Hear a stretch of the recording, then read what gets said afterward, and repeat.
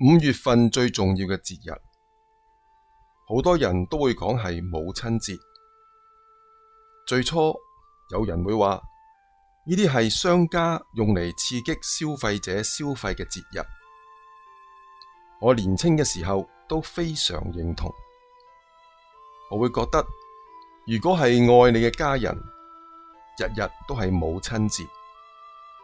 但係年月過去，會發現呢啲節日其實都係一個好好嘅提醒。我哋工作生活非常忙碌，冇乜機會向我哋嘅父母表示謝意同埋愛。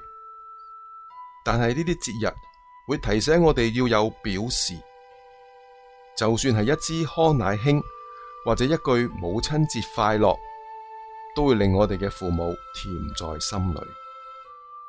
我哋又睇下聖經對待父母嘅教導，以弗所書6章2至3節，當孝敬父母，使你得福，在世長壽。這是第一條帶應許的誡命。10誡裏邊有一條誡命係孝敬父母，係一個有因果關係嘅命令。孝敬父母會令我哋得到上帝所賜嘅福氣，而且條命都長啲。呢個係上帝親自頒布嘅命令。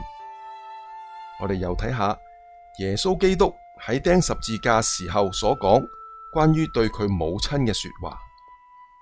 約翰福音19章26至到27節，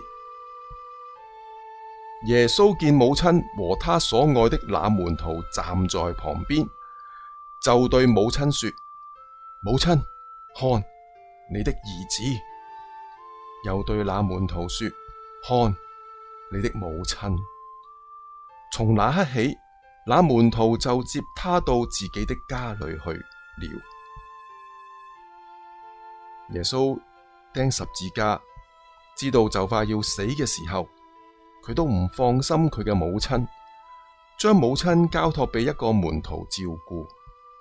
因此，我哋會發現，其實上帝係好重視親情，好睇重呢個關係。